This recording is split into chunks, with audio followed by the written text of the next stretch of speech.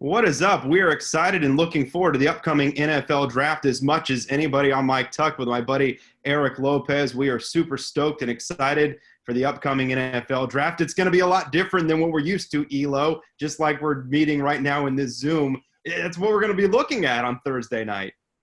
It really is. We're used to being at a sports bar to watch it while people are watching it in person. It'd be a lot of fans booing or cheering in the draft, but not the case this year. But still a lot of intrigue and a lot of excitement for various reasons in this draft, which might make it a little bit more exciting and unpredictable because there's a lot of uncertainty in this draft. Yeah, I really look at this as one of the most exciting drafts in my lifetime. And I'm not just saying that because of some of the circumstances, but when you look at this board where you have multiple quarterbacks expected to go in the first round, arguably the deepest group of receivers we have ever seen in the modern day NFL draft. It is, for me, the deepest I've ever seen. Maybe not the most talented at the top, but the deepest. And then you have a plethora of loaded offensive linemen, defensive linemen, multiple teams with multiple picks. It's adding up to me as one of the most exciting drafts I've seen in quite some time. So hopefully it can live up to the hype if technology will cooperate with us on draft night. One thing, though, that I think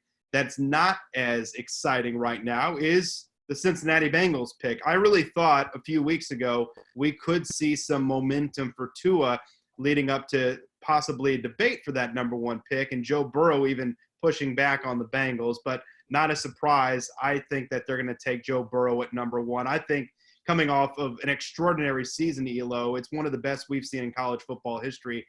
I think it's a no-brainer pick to bring him back home to Ohio. Absolutely, and especially, I mean, you mentioned the Tua thing with the lack of the typical, person-to-person meeting and pro days and tryouts. I think that was pretty much all she wrote. Nobody would, with all the questions with Tua, which we'll get into later. I mean, Joe Burrow, I haven't heard anybody say a negative word about him. Like all these pro guys love Joe Burrow, and he's an Ohio kid. It just makes a lot of sense. So to me, this is a no-brainer. I think the more fascinating thing is what happens to Andy Dalton. There has been so much chatter. Does he get traded or not? I'm not sure there's a market right there right now for quarterbacks, as we'll get into in this draft as well. So, and with the uncertainty about training camp and things like that, maybe the Bengals are suited best to keep Andy Dalton because he may have to start the year while Joe Burrow learns the playbook and you bringing him slowly. But, I mean, this is the right pick for the Bengals. Yeah, one of the most fascinating quarterback. In fact, not even one of, definitely the most fascinating offseason we have had in NFL history for quarterbacks. We've never had this many quarterbacks available, top-notch quarterbacks even, and obviously Tom Brady's move is amongst the biggest. But teams that are willing to keep lesser quarterbacks. You mentioned Dalton, Cam Newton's still out there. These guys are better than Tyrod Taylor. They're better than Gardner Minshew. They're better than Ryan Fitzpatrick. They're better than teams that already have quarterbacks that they're going with, it looks like, going to the upcoming season. So that'll be part of the topic of conversation. New England right now, too, as well, with their quarterback situation. So Joe Burrow goes number one. I think that's a pretty easy thing for us to discuss. At number two, the Washington Redskins, to me, a little bit like last year where Nick Bosa fell into the 49ers' lap from the point that the Arizona Cardinals fell in love with Kyler Murray. I think we're looking at a similar circumstance where Daniel Jones costs the New York Giants getting the best player in this draft. Chase Young would be a member of the Giants if not for Daniel Jones rallying New York in Week 17 against Washington. Washington loses in overtime, and they're going to reap the benefits, Elo. They're going to get the best player in this draft in Chase Young. Well, you could argue Greg Williams deserves an assist for going for the extra point to send it to overtime instead of going for two. I mean, you're right. Chase Young is the best defensive lineman in this draft. He might be the best player overall in this draft. If it wasn't for the fact Cincinnati needs the quarterback. And I actually think had Chase Young not had that suspension and would have finished strong, if he would have had a monster game against Clemson in the semifinal, I think we would be discussing whether Chase Young should go over Joe Burrow. I think that would have been the debate, but he didn't. He was kind of quiet in that semifinal game, didn't do as much against Michigan. So add that to the value of the quarterback position. I think Chase drops it too, but it's a great get for Ron Rivera. Great start for Ron Rivera era in Washington to get a stud in the defensive line like Chase Young. Right. And, it'll be interesting, too, if they actually receive any phone calls for the pick. I've seen where there's been some speculation what they could haul in return for a team moving up. it's tempting, because I don't think Washington's a piece away right now. But when you look at the opportunity to land an elite pass rusher, I saw an NFL scout suggest right now he thinks that Chase Young is a top 15 pass rusher in the world. He hasn't stepped foot on the NFL field yet. So I don't know how you pass up on that. And the other thing, too, as deep as this draft is in some places, Elo, the one area I don't think it's very deep is at defensive end, rush ends. There's not a lot of them. There's some names that you recognize. There's even names that you see going in the first round. After Young, I think it's a substantial drop to the next, I don't know, half dozen, maybe even a few more than that are kind of in the same bag. You could shake it up and it could come out in any variety of order. I think Young separates himself that much. When you look at the third pick, I think a lot of people have said, Elo, this is where the draft begins with the Detroit Lions because the first two picks are expected. Jeff Okudah, there's even been some pushback. CJ Henderson maybe is the best corner in this draft. It's a pretty strong cornerback draft. For me, Detroit, this is an opportunity. If you can even have to take less than what would normally you get in return, I think it's a great opportunity for the Lions to add pieces. If they can trade back, stay in the top 10, add a future pick, add a second-round pick, I think it's a great opportunity for them to add to their roster. The question is, who's interested in moving up and for what? Right. I don't personally believe, Mike, that there is a team that's willing to move up to get a quarterback. Like, I know there's been that chatter about somebody moving up to get Tua or Herbert, whoever. Who is that? I mean, I look at this draft, outside of Miami and the Chargers, who else would be interested in moving up to get a quarterback? The Carolina Panthers? Yeah, maybe. They just signed Bridgewater. Right. New England, but New England's all the way in the 20s. I know they got a bunch of picks, but that's a very un-Bill Belichick type move. Who else? I don't see it. So if a team's going to move up to 3, it's because they love either – now maybe the Chargers feel like, hey, we have to have Tua or Herbert before the Dolphins get them, and we move up. Or maybe the Dolphins get psyched out. But outside of that, I don't know if the Lions have a lot of takers for that third pick. So they may have no choice but to pick a player there. If you're Matt Patricia, you need defensive players. I think Isaiah Simmons, the Clemson kid, I love that kid. I would take him here, but I have a feeling they're going to take the cornerback for Ohio State that you mentioned, that they would take him instead, because I figure Matt Patricia comes from the Bill Belichick tree, and they like to grab cornerbacks, so it's secondary guys. So I think that's where they might lean, but I don't disagree. I think they would be willing to trade down, and get extra picks. I just don't know who's the team that's willing to do that. Yeah, it's weird. The oversaturation of the quarterback market has made it so that it feels like it's a game of chicken. You have the Chargers talking glowingly about Tyrod Taylor. You have the Dolphins saying, you know what, who knows, we'll get to them in a minute about Justin Herbert, this and that and the other. It's almost like a game of, all right, we're fine. If someone trades up to get to it, we'll sit back. The Chargers are saying, yeah, we're not interested. We'll sit back and let the draft come to us. It'll be interesting if they can get a team to move up. And maybe it's not for a quarterback. Typically it would be. Maybe it is for an Isaiah Simmons. Maybe it is for an Okudah. Maybe it's for one of the offensive linemen that a team feels has put himself above the others in this conversation to move up 4. But Detroit finds itself in a very interesting position, no doubt about it. I project a move up with the Arizona Cardinals, but the Giants currently sit 4th in the NFL draft. Look, to me, you invested a high pick, number 6 overall last year in Daniel Jones. It's an opportunity to improve that offense and support your quarterback. I think it's of the utmost importance. And Elo, look, I think there are a couple of ways you can do that. You can go and build your offensive line. Andrew Thomas, to me, the Georgia left tackle, is the top offensive lineman on the board if you're looking for a left tackle, a blindside protector. If you're settling for a right side guy, look, I think Wirfs and I think Wills are both elite right tackle prospects. I wouldn't be moving them to the other side, but the Giants, if they did any of the tackles, make sense. But above those, Elo, for me, I look at Jerry Jeudy, and I think Jerry Jeudy is in a class by himself in the wide receivers.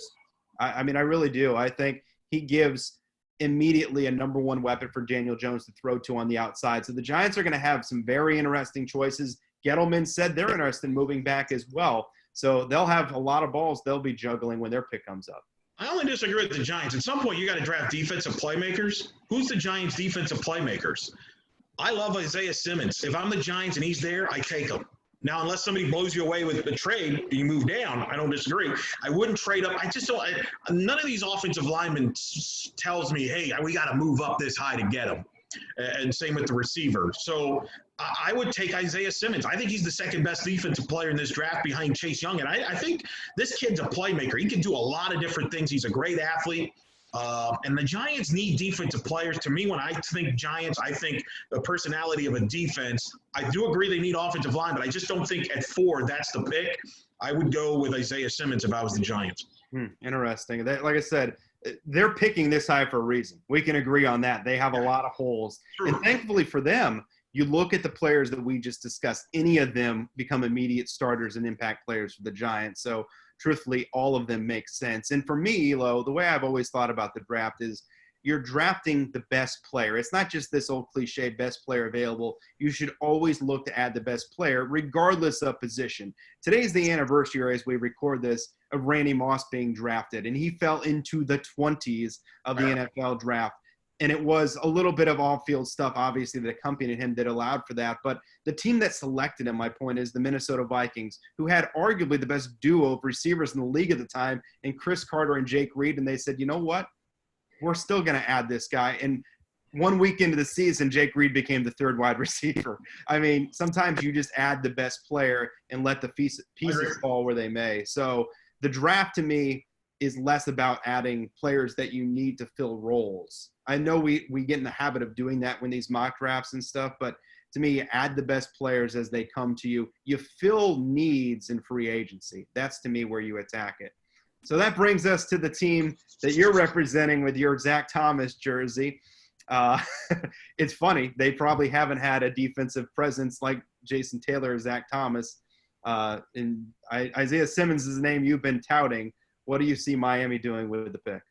Tua, baby. We've gone too far. If he's there at 5, you take him. And I'm not – well, we can discuss this now. I'm not as concerned about his injuries as some are. I understand there's a lot of uncertainty. But here's my thing. You've got Ryan Fitzpatrick. This season's kind of weird, right? This season sets up right now, has a feel to be weird anyway. We don't know when training camp will start, how short or long training camp will be. You don't know how long a season's going to be in the NFL. I personally don't think Tua needs to play this year. So if I'm the Dolphins, you take him, even if he's got some questionable injuries to deal with, you can redshirt him and play Fitzpatrick this year and have him ready for 2021 if you're that worried about it. I'm just saying if you're worried about the injury. I'm not. I think if he was healthy, I don't think there'd be a debate between him and Justin Herbert at all. I've seen both. I saw Tua in person against Louisville here when they played in Orlando a couple years ago, and I was just broke. My breath was taken away. Like at that point, I'm like, this is the guy I want the Dolphins to get. Okay, that's why I was all about the tanking, if you call it, last year. We got to get Tua. So now I would not trade up. For the record, I think the Dolphins should not trade up. I would not trade those picks. I think they've done a good job stockpiling picks. I wouldn't just give them away, but I do think they keep them. You take Tua. You don't need to rush him. I think he could be a franchise quarterback. And look, people talk about his injury. You know, a quarterback's injury is going to be determined by the franchise so what do they surround him with, right? Like Andrew Luck. You wouldn't have passed on Andrew Luck, right, when he was available. He had a shortened career. Why? Because the Colts didn't do a good job protecting him with the offensive line. It's up to the Dolphins, in my opinion, to protect Tua and teach him, and he's got to learn some things too, when to slide and things like that. But this kid's special. It's worth the gamble. I think his stock is so high. The ceiling's high. If he's healthy, I think he's the number 1 quarterback in this draft. I've been reluctant to go all in on Tua Tagovailoa, and part of the reason was that it has nothing to do with the injuries. If you listen to the doctors, and much like we should listen to the scientists and the doctors when it comes to what's going on in our country right now, they're the most educated. If I'm listening to the doctors that have discussed Tua's injury, the ones that have actually worked with him and the ones that are just scientifically prepared to answer questions about what he's been through, every one of his injuries has been an independent injury, not something that you have to worry about a re-injury to. So there is no reason at all for anyone to be fearing injuries. Is it frustrating? Sure, but we've seen players that have dealt with injuries repeatedly. You mentioned Andrew Luck, but he still kept playing. Aaron Rodgers has gone through injuries. Remember the beginning of Matt Stafford's career where he was hurt constantly? And then until last year, he had the longest healthy streak in the NFL going. I mean, Eli Manning, once his snapped and moved to Matt Stafford. Guys can have spells where they just get hurt. Fred Taylor early in his career constantly hurt, and then the end of his career he was an Iron Man. Sometimes things just happen. My worry with Tua is that he's a 6-foot, not special athletically quarterback. That means you have to be special in other ways. You have to be special in the way we've seen a guy like Drew Brees be special. He's not going to be special like Russell Wilson. So he's going to have to be more special like Drew Brees because he's a little less the athlete.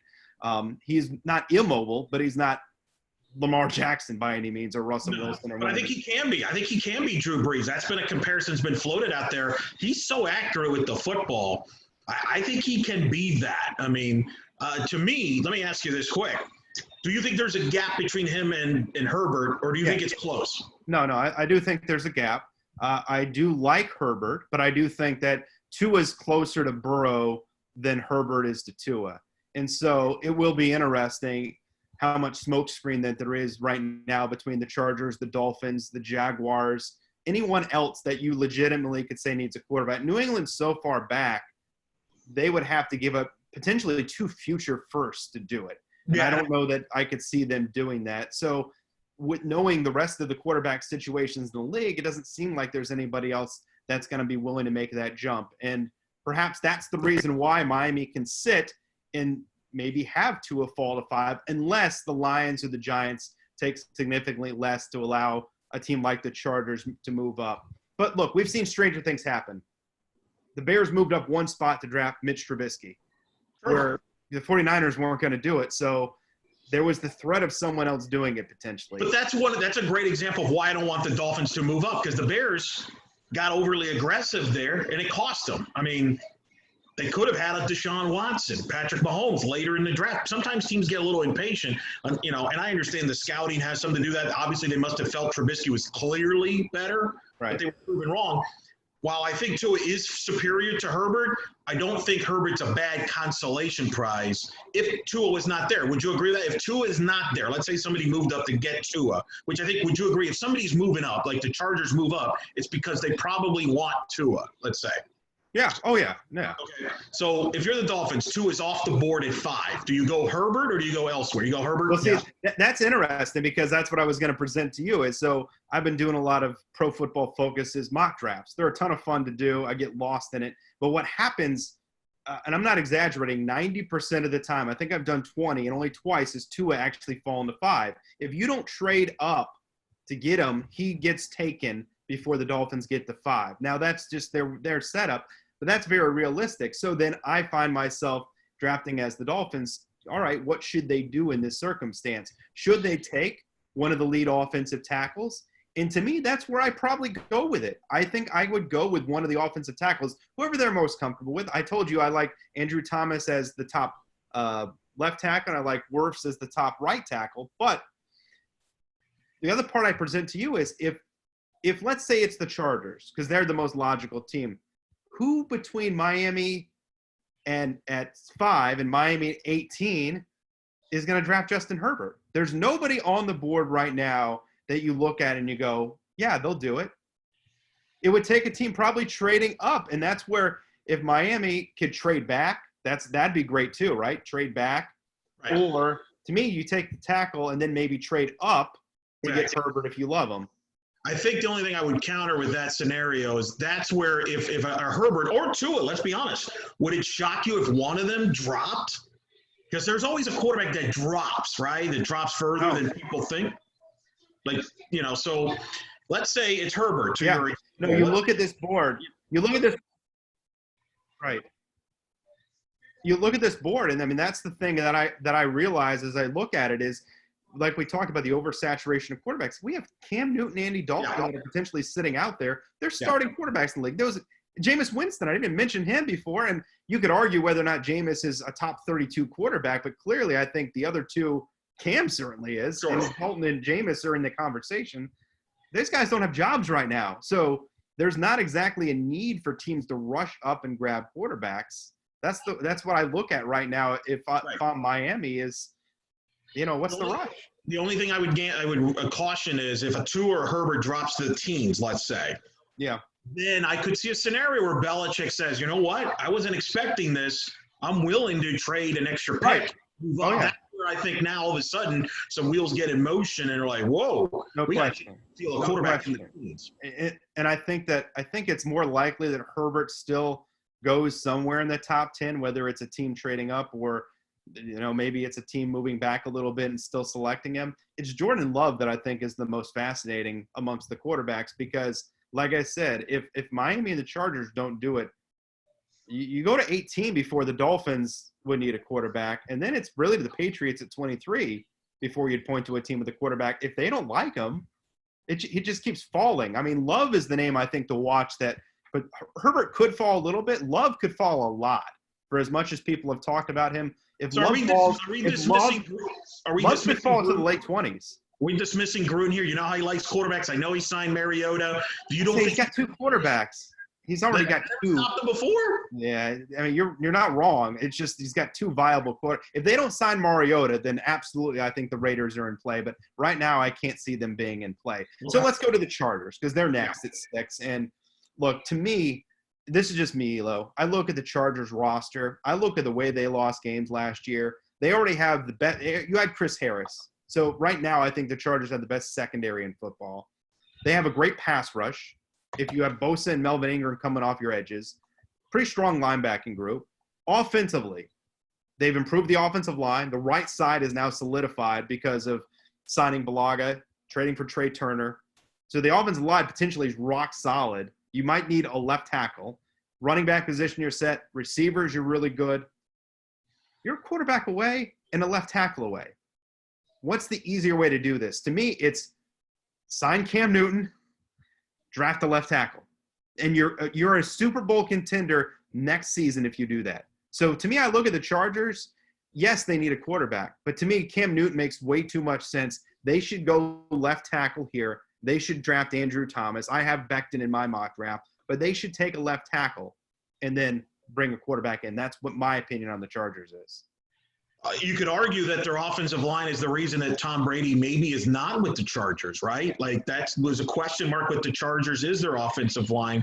That makes sense. The only thing is everybody keeps mentioning the Chargers go after a quarterback, and they don't seem to be interested in Cam Newton. They love Tyrod Taylor. Are you saying that's a smokescreen? I think they do generally like Tyrod Taylor. I mean, I don't know. I mean, and the other thing is you don't know if Cam Newton is damaged goods or not right now because nobody's been able to see him. Yeah, no, you're not wrong. I mean, I think Cam is going to be okay. And I look at Cam as more of a short-term fix, but still not an elite tier fix, but a quarterback capable of getting a team to a Super Bowl and winning a Super Bowl. I look at him in those terms. And that's why I say, like, if they had a left tackle in this draft and then they bring him in, to me, the Chargers potentially are the second best team in the AFC going into the season.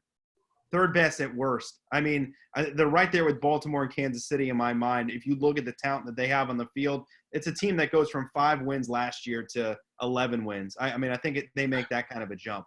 I do wonder, the question is on the Chargers, and that's what's so fascinating about them, is do they believe, A, Tua or Herbert stand out above everybody else?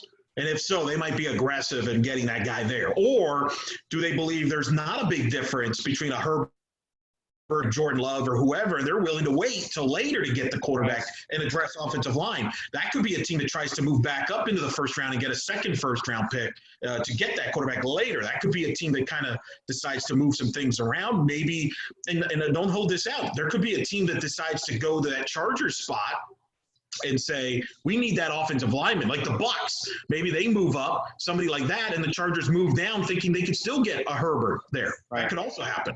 No question. I mean, I think that this is a draft that is deep in some spots. I think it's pretty deep early, especially we talk about the offensive tackles. There's kind of a big 4 or 5 or 6. It kind of depends who you speak with and what you need, if you need a left tackle or a right tackle. But it could lead to teams positioning themselves. Either they love somebody enough to move up a little bit to get them, or they're comfortable enough that they're going to move back and still draft them. The one guy that I still have on the board at this point, and at 7, it's where a lot of people having him go, Isaiah Simmons, linebacker, safety. You could call him whatever you want to call him. The position he actually played most last year was slot corner, believe it or not. And then it was safety, and then it was linebacker, and then it was a rush end. I mean, the guy plays all over the field. He's a fascinating player. You have to have a creative defensive coordinator, though, to take advantage. To me, that's where it all begins, is you have to have the defensive coordinator that's willing to down play. All right, you're going to move here and there. And as long as he seems to be good with it, right? Because that's what he did at Clemson, then it can work. It absolutely can work. Let me ask you, you got Mekhi Becton from Louisville high up there. You did this mock draft a few days ago. Reports are he failed a drug test at the combine. Yeah. Drop, stock down? Do you think that makes a big factor or no? I think it potentially does. Personally, I'm not a big fan. I look at him, and I know you got to see Louisville in person. I look at him as a guy who looks the part, but I don't think is as good as what he looks. I don't see him as an elite pass protector. I'm not even sure he's a top 5 left tackle in this draft, but he's got a lot of helium. I think you're right. I think the balloon does get emptied out a little bit, and you could see his name fall. And he's not someone that I would be excited about. I think a lot of people would. I don't see him in the same category as the other tackles that are near the top of this draft personally. But left tackles are still hard to come by. He still looks like in 3 years, if maybe he gets the right coaching, he puts himself in that position. But yeah, for Carolina, it's a rebuild, right? Like you can kind of see the writing on the wall. They don't want to go full rebuild because they brought in Teddy Bridgewater, and I think they're going to give him a legitimate chance to win. They invested now in Christian McCaffrey this offseason with now the largest running back deal of all time. Defensively, they were a disaster, though. So if it'll be interesting with Matt Rule coming in, you have an offensive guy. You know, they're not bad at receiver. They went out and they brought in Anderson on the outside, and they already have DJ Moore, who I love. I think he's going to be a fantastic player. I think he's already become a great run after catch guy in this league. And Samuel, they look like they're not bad offensively already, Elo. I mean, I think maybe you that's could why they see signed Bridgewater. Yeah, you could see them go offensive tackle, but defense is really what they need. And, you know, Simmons. Derek Brown, to me, if Simmons is not there, Derek Brown of Auburn could be the guy there, right? Defensive tackle. Sure. Dominant guy inside there. Yeah. That could be the play there if you're Carolina. I do agree with you. I think defense would be the area I would think Carolina would address there in that position, unless they're a team that trades down, and maybe they will do that. But I think that's a Derek Brown potential there. Yeah, you're not wrong. I mean, they're in a position too because they need so much. You could see a team that gets aggressive. They'll move back. Maybe Simmons is off the board. Maybe that's who they covet. He's already off the board. They move back and they just take whether it's a Derek Brown. And that could be a team that moves up not to get a quarterback, but to get an Isaiah Simmons, somebody like that, or the quarterback too. I mean, that could be because you're right. They need help defensively. So, if you don't feel great about the depth defensively, maybe that's a team that's willing to move up. That would be fascinating if they actually drafted a quarterback, wouldn't it? After investing in Bridgewater this offseason, that would throw everybody for a loop. Including Teddy Bridgewater. Yeah, yes, exactly. I had the New York Giants trading down on my mock draft a few days ago. This would be Arizona's spot at number 8. Look, I agree with your concept about offensive line, right? With Kyler Murray, you get DeAndre Hopkins, you stole him away from Houston. Yeah. I mean, it's exciting. I know you could, they've got Kenyon Drake at the backfield, but you don't need to take him back this early. You could get him later if you need a running back. I think offensive line here makes a ton of sense. Yeah, I mean, offensive linemen, they could use help on either side of the offensive line, left tackle or right tackle. I think, look, defensively they're not good. I mean, they're bottom 5 defense in the league last year. So whether it's a Derek Brown, Isaiah Simmons, even one of the corners, maybe C.J. Henderson, maybe Okudah doesn't go as high as we're expecting, Sure. but so it puts him and Henderson in play. They can use help in a lot of places. Peterson's getting up there in years. To me, defense is probably what Arizona needs more.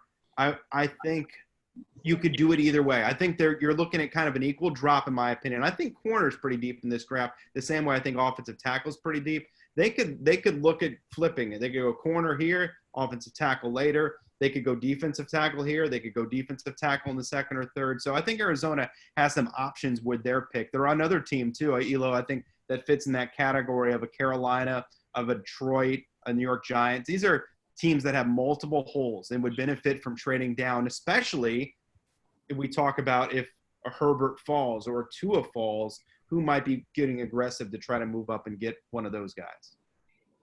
I agree. I think I think the next team we're going to talk about is also a team that might be willing to trade down because they're getting rid of everybody.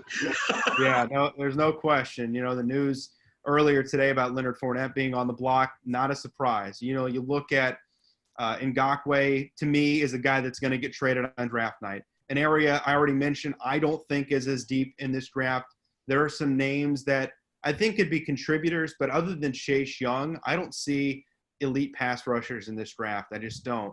So Ngakoue, to me, is the second best pass rusher in this draft. I don't think you're going to get a first-round pick for him. I really don't.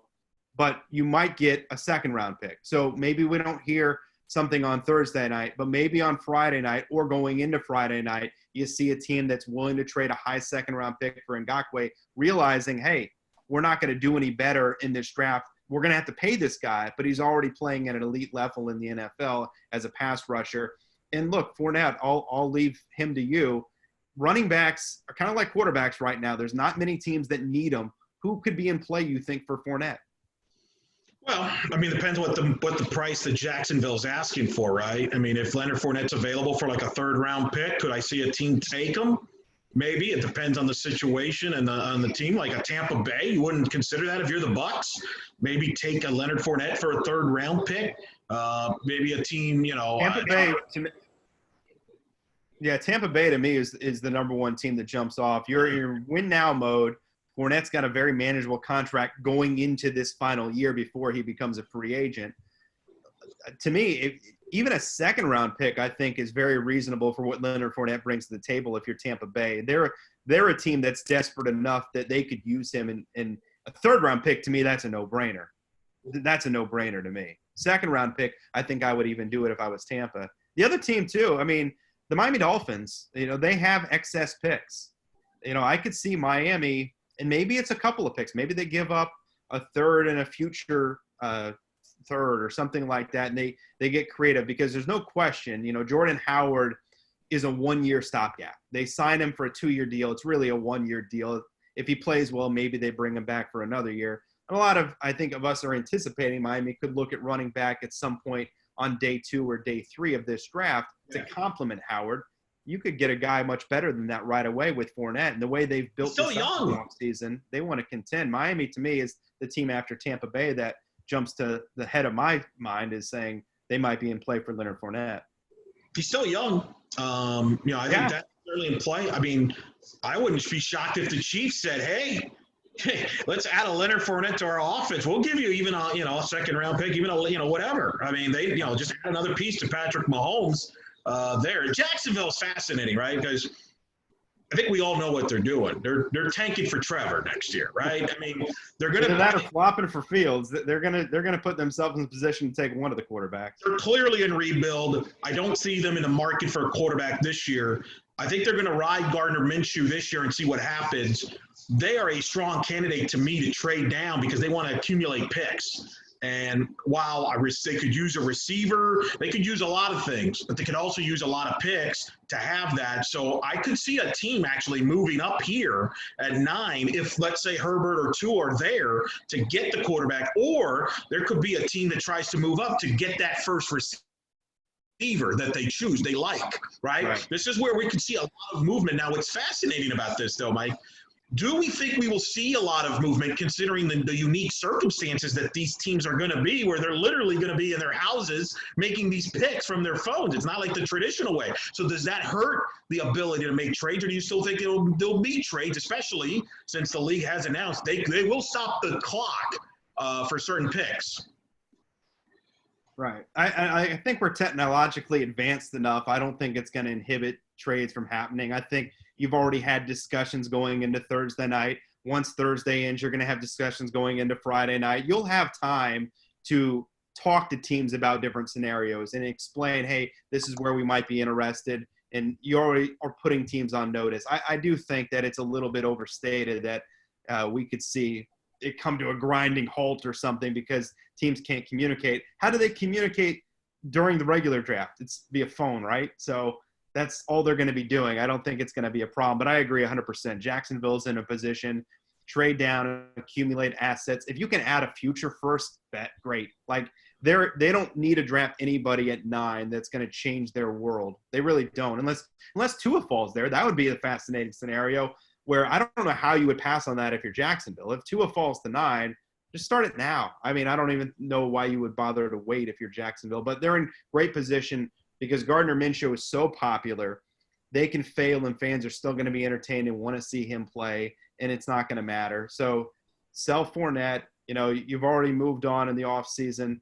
Jalen Ramsey last year, and Ngakoue should be part of this movement out. Calais Campbell got moved out. I just see Jacksonville sell. And regardless of what they do here, they're going to be in a great spot next year to draft the top quarterback on the board. At 10, Cleveland, a lot of talk about Odell Beckham. I'm not buying it. I've seen people that are way well connected that are suggesting there is nothing there to discuss. I think that they want to give this new coaching staff, this new coaching group, the opportunity to coach an elite player and to let Baker Mayfield see if he can prove that he is the franchise quarterback. You're not going to help Baker by trading away Odell Beckham. So the best thing you can do is bring in more protection for him. They've tried to shore up the offensive line. I think going with another offensive lineman, they brought in their left tackle, your right tackle. I would think one of the two right tackles, Wirfs or Wills, is going to be here when you pick. If he's not, then maybe they move back and they look at drafting another guy. Ezra Cleveland's a name that's been mentioned. I think he potentially can play left or right. He played left at Boise. But Cleveland, to me, it's constructing, building that offensive line. Give Baker a chance to succeed this upcoming year. It's too early to call him a flop, Elo, but they have to do something to protect him, to show him, hey, you don't have to be scrambling and seeing ghosts while you're back there running around. I agree, and you want to improve your offensive line. You got a really good back in Nick Chubb too. They can run the football, so I agree. I think offensive line's the play here. I think they lack that. It makes a lot of sense here. The Jets, a lot of people talking about them as maybe a takeoff point for wide receivers. You know, like I said, they let Anderson walk this offseason, so there's really not much out there. They brought in the former UCF wide receiver, Rashad Perriman, to compete, but they don't have – they barely have a true number 2 on that roster, let alone a number 1. Jerry Jeudy would be a no-brainer. I'd be stunned if he fell this far. I mean, Jeudy, to me, is a top 5 player in this draft. If Jeudy falls out of the top 10, something's wrong. Well, and that's why 9 is a spot to keep an eye on. Instead, 8, 9, a team starts moving up to get a Jeudy, something like that. Jacksonville may just take them. I mean, if they're not able to trade down, they might just take them. It's not like they got great receivers themselves. But if Judy's here at 11 and you're the Jets, you take them. I understand you want to get an offensive lineman for Sam Darnold and protect him, but you're right. The Jets receiving core right now is atrocious. Yeah, I look at the Jets I said the same thing I said for the Giants is, look, you draft a quarterback in the first round, help him succeed. Look, clearly the Jets and Giants each need defensive help. You mentioned Isaiah Simmons at their pick. Look, the Jets could use defensive help as well. C.J. Henderson would be a great landing spot for him, right? Okudah, if he fell this far, I don't think he would be a great landing spot for him. These guys would be instant impact players for the Jets. But get a tackle or get a receiver. Make sure that Sam Darnold has every opportunity to succeed next year if the New York Jets. At number 12, it's Oakland. Oakland, receiver, defensive back. They're in a good spot. I think defensive line, pass rush. The Oakland Raiders need help in a variety of ways. I don't think quarterback was one of those things. Gruden may get on Mike Mayak's phone and start bugging him if for some reason a quarterback is still slipping and on the board at this point in the draft. And potentially Herbert could be. It would not surprise me if Herbert was still here, if the Dolphins ended up with Tua, that we could see Herbert still on the board at this point. They're a prime contender to trade back. They're a contender to trade up. I mean, Mayock, if nothing else, showed he was aggressive last year. He went after guys he liked. Remember they drafted Clelin Ferrell, and a lot of people are like, whoa, they took him number 4, and most mocks had him going in the teens or the 20s. He was great. He was great. There's nothing to complain about with that pick. I think Mayock showed he knows what he's doing, and if he's aggressive, maybe it is to go up and get Jerry Jeudy. If they can move back, the Raiders, a lot of options for them. Agreed. A receiver makes sense here. You go CeeDee Lamb if Judy's not here. They could go cornerback, like you said. They've got some options. You're right. They're a candidate that can move up. And you're right. Mayock was the NFL Network's draft guru guy, so he studies this. He knows it, and he had a good draft last year for as much you mentioned the scrutiny. And you're right. He might take a guy that we don't think should go this high, but in their view, they like him a lot. So that the Raiders will be always fascinating with that combo of Gruden and Mayock. I think they're always going to be interesting in what they do in the draft because I think they're going to be a hard team to read as far as the direction they go to. I think that's a team where if we did a poll and you all have everybody's going to whiff on who the Raiders end up getting. I don't think anybody's like, yeah, we knew the Raiders were getting all this time. Yeah, you could be right. You could be right. And we didn't spend much time talking about him, but I love Derek Brown. I would think he'd be gone by this point. You mentioned his name briefly because I had him mocked earlier. I think he's a top 5 player in this draft as well. He's right up there for me. I think he could go as high as 3 to Detroit. And you know what? People would probably react negatively. It's like when the Cleveland Browns took Denzel Ward, and a lot of people were surprised that they passed on the pass rusher at that spot, and they ended up with an elite corner. It's flipping a coin. To me, elite pass rushers, corners, they provide almost equal value if they're elite. Like an elite corner can take away part of the field. It can take away another team's number 1 weapon. Elite defensive end is going to demand double teams. It's going to cause disruption. I mean, both players potentially, if they're elite, can do a lot for you. So, I think Brown's not a defensive end. He's a tackle, but he's ruthless. I mean, he will get into the backfield. He will disrupt teams' rushing games. He's a great pass rusher from the interior. I love him. I think he's going to have a great wherever he ends up, he's going to be a great impact player. This next spot we'll address the former team first. This was the Colts spot, and they make a trade with the San Francisco 49ers. So for Indianapolis, getting aggressive this offseason, DeForest Buckner, Phillip Rivers, the Colts feel like they have an opportunity. They can seize it now based on the moves they've made. What do you think of Indianapolis?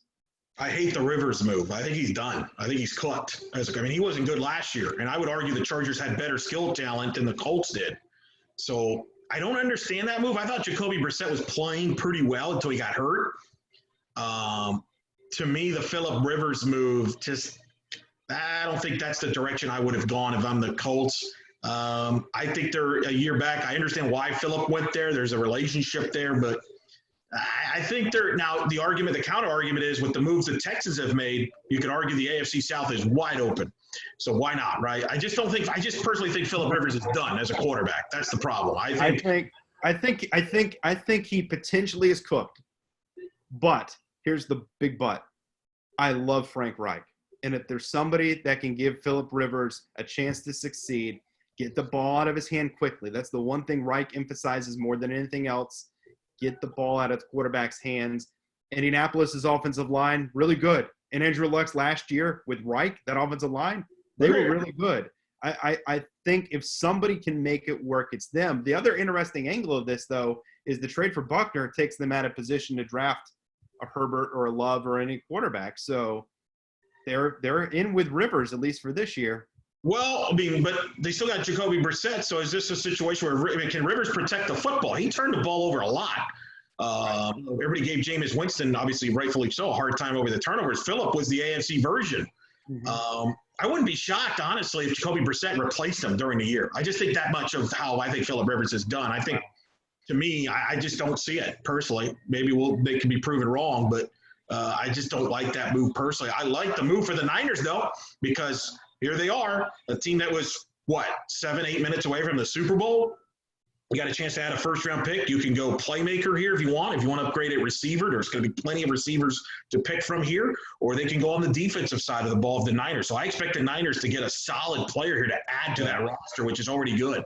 John Lynch was in a very difficult position. He really was. This is when you draft well, you put yourself in a difficult position. The Chargers are going to be in that position next year. And that's the thing is I think people lose sight of is if you get all these picks like the Dolphins are doing right now and you hit on all these picks, then in 4 and 5 years, you're going to be strapped and you're going to have to make some tough calls. The 49ers were in the Super Bowl last year because they had 2, 3, 4 successful drafts consecutively, but they were starting to run up against it because of the salary cap. So they made the tough decision to move off of Buckner, who's a tremendous player, but they're thinking, all right, we're going to get a tremendous player back at 13, whether it's a Javon Kinlaw or a Derek Brown, maybe to replace him directly in that lineup. Cheaper price. Yeah, at a much cheaper price, right? Or, like you said, the other direction they could go is, hey, it's Emmanuel Sanders gave them a spark. He's in New Orleans now. They're going to need some added punch on the outside there in San Francisco. It has not been their forte to spin high on it, but maybe Jerry Jeudy or CeeDee Lamb or Henry Ruggs, maybe it's one of those guys that they could become infatuated with, or maybe it is that they take tackle. They have the second to last pick. They have 31. They could come back at that point. There's going to be elite receivers on the board still at this point because of how deep this draft is. And that's the other thing too, Elo, I'll mention, because this is kind of where people are talking receivers in this part of the draft, is this is such a deep draft. I saw Mel Kiper the other day said he has 33 guys graded with top 4 round grades. 33. Like, Yeah. I started making a list and I put my prospect list up at my site, and look, I only listed 10 and then I listed 5 slot corners. I could have gone another 10, 15 deep easy that I still liked. It was really hard to even narrow it down to that number. So it will be interesting if receivers maybe slide a little bit, because the feeling is, hey, there's another guy we like 20, 30, 40 picks later that we feel like can do the equal job. Yeah, I agree with that.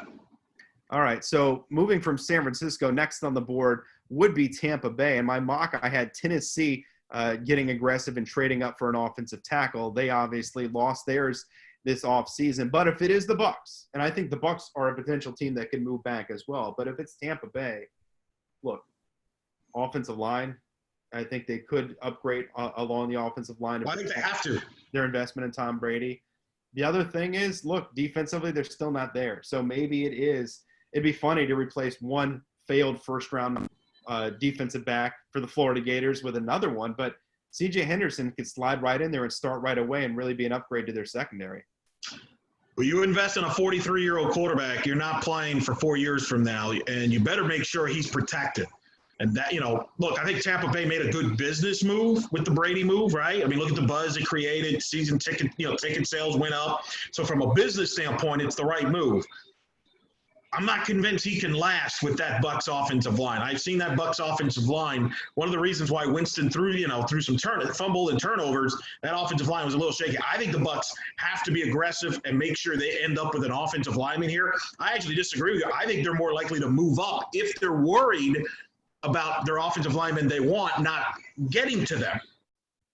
They could be a team that moves up because they need an offensive lineman. You have got to protect Tom Brady. You don't need his skill position players. You've got plenty of that. I think your argument about defense is valid, except quietly the Bucs played well in the second half of the year defensively, and maybe you address that later in the draft. I think they need offensive line here. You have got to make sure Tom Brady stays upright because – in New England, they protected him by getting rid of the football quickly. That's not Bruce Arians' offense. Now, I think he'll adapt to Brady, but when you have Mike Evans and Chris Godwin and those guys, you're not going to be dinking all night long. You're going to be vertical, and you got to give your quarterback time to throw. And when you're dealing with an old quarterback like Tom Brady, you need offensive line. I think the Bucs have to get an offensive lineman either at this pick or moving up.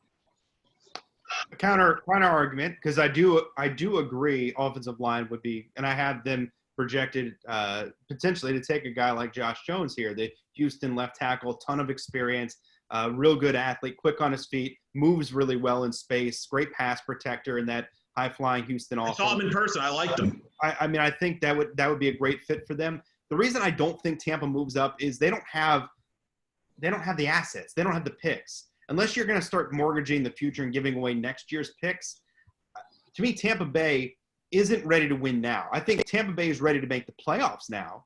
They won 7 games last year with a guy who threw 30 interceptions. In his last 4 years, Tom Brady has thrown 29. So it's such a massive upgrade at the quarterback position as far as protecting the ball. And other than the scoreboard, Elo, the most important stat in football is turnovers, right? So it's such a huge upgrade there that, to me, they're in position to win 9 games right now. There's going to be 7 teams in the playoffs next year. If Tom Brady stays up. Yeah, you're right. But Tom Brady's always stayed up, and Tom Brady does a great. Tom Brady, to his credit, always does a great job of protecting himself. My point is, I don't move up because the Bucs are still multiple pieces away from contending to win a Super Bowl. So if I'm Tampa, I'm moving back, but I'm still addressing offensive line. I'm looking for an upgraded slot receiver. I'm not going to trust Scotty Miller in that role.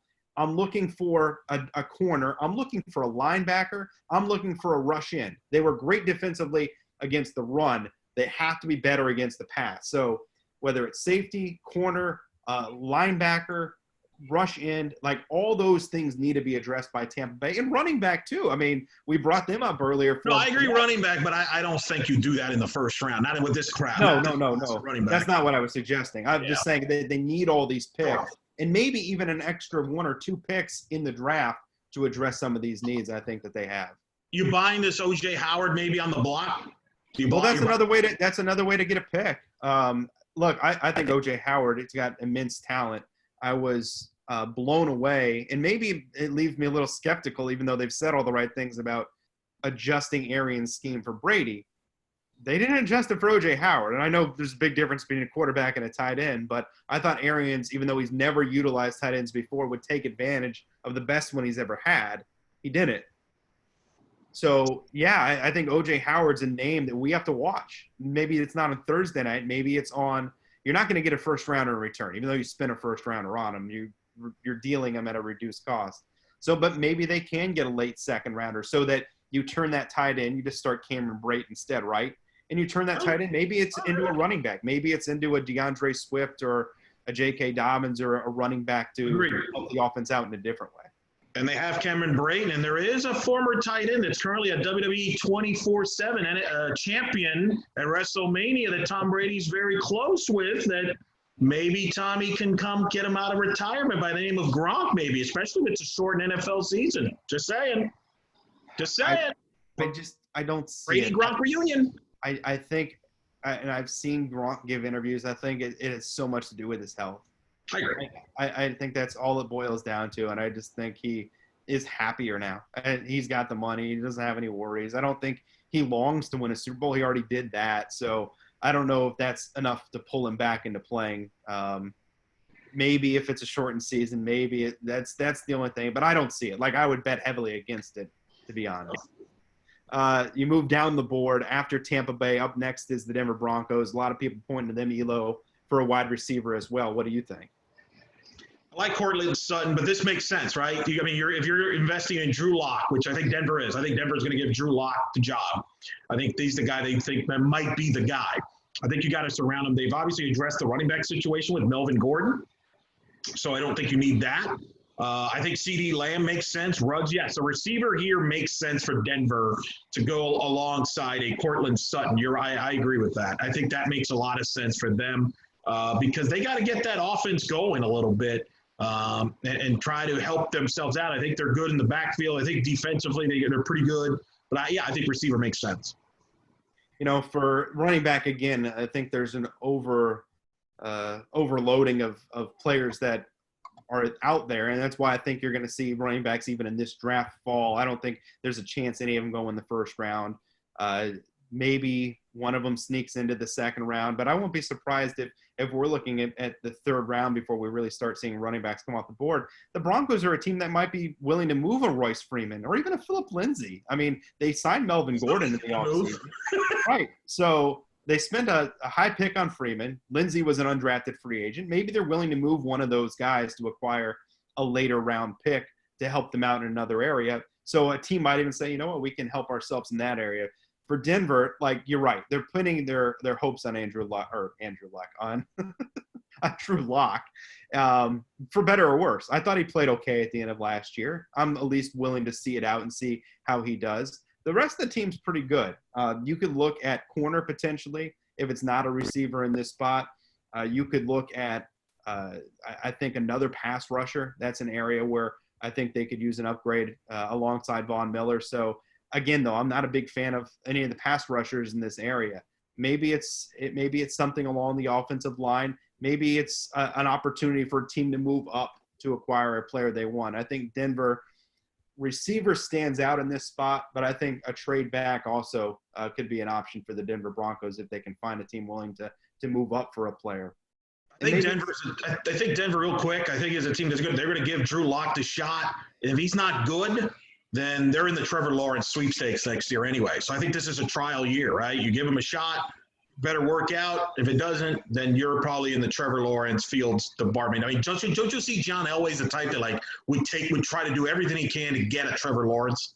Yeah, I don't know. Lawrence has got such helium right now and such hype. And quite honestly, from his freshman year, I don't think we've seen a quarterback with as much excitement around them since Peyton Manning stepped on campus at Tennessee. I really think it's been that long since we've seen a quarterback that generated that much attention, rightfully so. And obviously he won a national championship to start off his career at Clemson. So it was worthy of all that attention. But I think Denver's roster is a little too good. Like maybe if Locke gets hurt and they have to go to a backup, it submarines their season. I kind of look at that roster, and it's a tough division, I'll give you that, but I'm not sure Denver's bad enough. And I don't know that any team that is in position to draft Lawrence is going to be willing to trade out of it either. So it's kind of like the same thing for the Dolphins. I've said, look, I'd almost rather them load up on roster this year to draft Lawrence next year, but I don't think they're going to be bad enough. They won 5 games this year. There's no way they're going to be bad enough to land Lawrence. And it doesn't matter how many picks they have. No one will want to move out of that spot if they get him. Then you have Atlanta at 16. There's been some rumors about them wanting to move up. It's why in my mock draft I had them moving up. But if Atlanta's stuck, look, they have Schefter pointed this out. 10 of their 11 starters, Elo, were first-round draft picks on offense. So clearly it has to be defense, right? You would think, right? Common sense. They might want to address that. I agree. I mean, and to me, the question is what side of the defense do you want to address first if you're Atlanta, right? Do you go after a Chase on the linebacker at LSU? Do you go after a Xavier McKinney, the safety at Alabama? In the secondary, because, I mean, they've had injuries in the secondary. Do you go after a defensive tackle like Kinlaw of South Carolina? I think that's, to me, Atlanta's got to, at some point, address defense if they want to be a serious contender, because they have more than enough offensively. They addressed their running back with Todd Gurley, I guess. Good luck with that. Receivers, they're good. So, yeah, I agree. It's defense. Yeah, I mean, Atlanta, it has to be defense. And, look, the Falcons probably should be a team to look to trade down to add more. They need multiple bodies on that side. But if they don't, look, a C.J. Henderson would be a great add for them. Corner, look, whether it's Diggs expected to go in the first round, Fulton's expected to go in the first round, Johnson could go in the first round, Gladney could go in the first round. All those guys are potential first-round picks. Elo, I've done the math on it. There's about 40 guys that I think they can go in the first round. So clearly, like every year, there's going to be names that fall into the second round as well. But that's the beauty of it. That's why teams love trading back, is they feel like, hey, there's going to be some talent that slides into the second round that if we can move back later in the first round and even get a second-round pick in return, then we're going to be able to clean up. The other thing that you mentioned briefly there with McKinney is safety. And I love the safeties in this class. I list Simmons as a safety. I love Grant Delpit. I don't care what the film showed last year and some of the negatives that stood out. He is the best high safety in this draft. He can cover more ground than anybody else. He is an absolute playmaker back there in the middle. McKinney might do more things, but Delpit to me is a better athlete and a better player. McKinney is a worthy first-round potential selection as well. And I'm a big Antoine Winfield fan. One thing, Elo, I will always fall back on. If your dad was a stud in the NFL and you're pretty good in college, then I'm going to think that you're going to have a chance to be successful because you've got great mentoring. And even Michael Pittman Jr., like a different position than dad at wide receiver at USC, but fundamentally so sound, not getting a ton of hype, but he's going to make whatever team drafts him as a receiver, probably in the second round is my guess, but maybe even in the third round. They're going to be very happy with the product they get because they're getting proven bloodlines, if you will, that they can build on. It's like I said, even like with TJ Watt came out, I was like, why is TJ Watt falling into the 20s when I already know how good Big Brother is? Like, there's no reason he should be falling this far. I agree. No, I agree. But I think that's where the next team, the Dallas Cowboys, to me, it's McKinney, Winfield, Delpit. Any of those fits nicely in Dallas. I'm with you on Delpit personally. He's healthy. He's the best safety in this draft, in my view. But I think if you're Dallas, you grab one of those three guys. You've lost a lot defensively this offseason.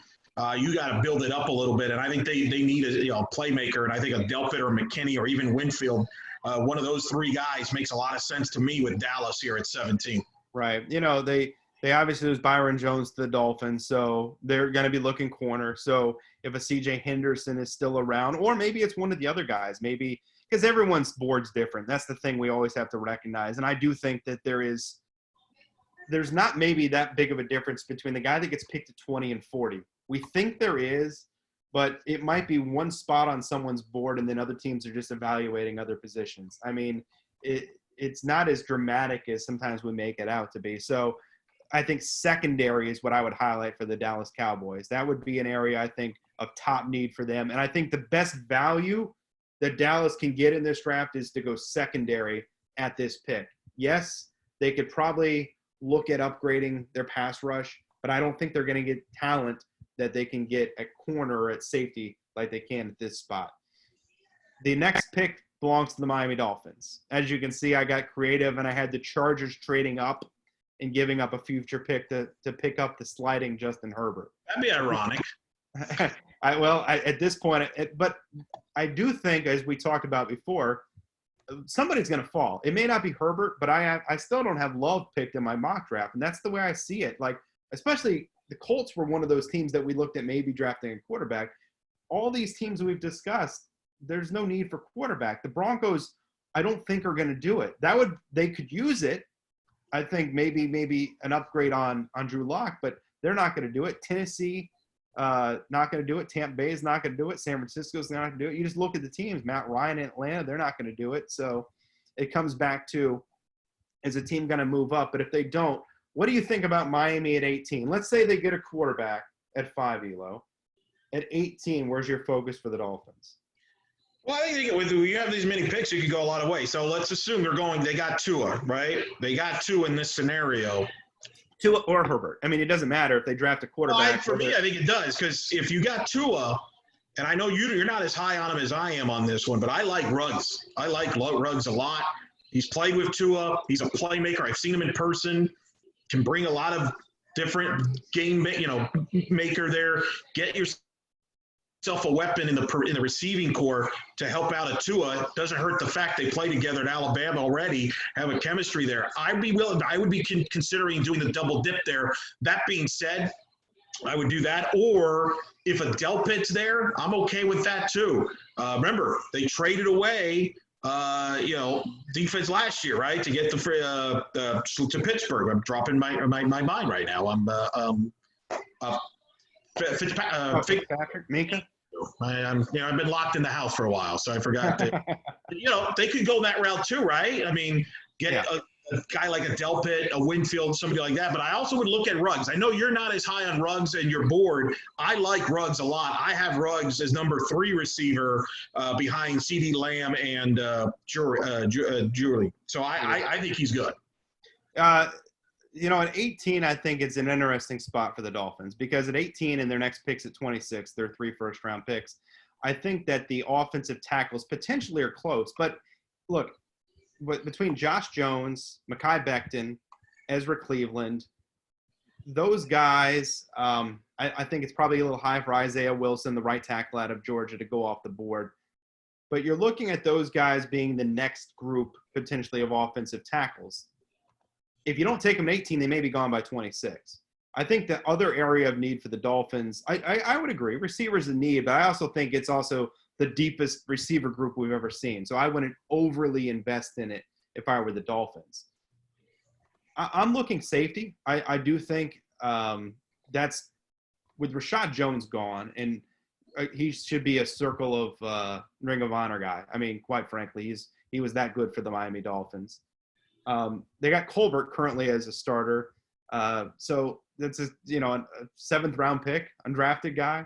And so that's an area, whether it is here with Delpit or McKinney or Winfield, and it's not a bad safety group either. I think you can still get probably a pretty good safety at 26. So to me, offensive tackle is the area I would go to help out my quarterback.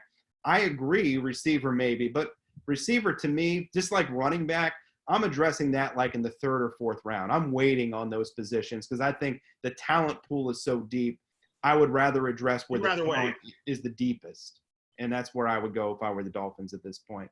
The Raiders come back up again at 19, 2 picks in the top 20 for Oakland. Same thing for Jacksonville behind them. So we've touched on those teams already. And we kind of said the same thing about Oakland, right? Is they could use help defensive line. They could use help in the secondary. They could use help at wide receiver. So it feels like they should probably have an offensive player and a defensive player when they come out of here. But you said it before, maybe unpredictable what to expect out of Oakland. Right. Could you see a scenario where John Gruden tells Mike Mayock, I like that Winfield kid. I like his dad. He's a football player, right? And you know, Winfield, maybe early. It depends what they do with the first pick, right? If they go receiver, I could see him going secondary with the second first-round pick or vice versa. Right. But I think that's kind of what I'm looking at from the Raiders standpoint. You can get yourself a good DB and a good receiver here in the first round to help out. Because, I mean, you do need to address the receivers. I don't think you can depend on Renfro and, Williams there. I mean, that's, you do miss Amari Cooper a little bit there. You got to recoup it here a little bit.